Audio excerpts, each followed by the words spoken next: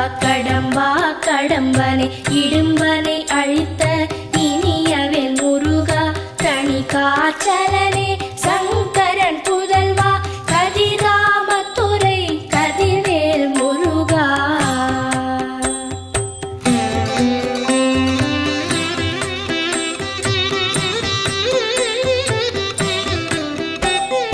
பழனிபதி வாழ் பாலகுமாரா ஆவினன் குடிவாழ் அழகிய வேலா செந்தி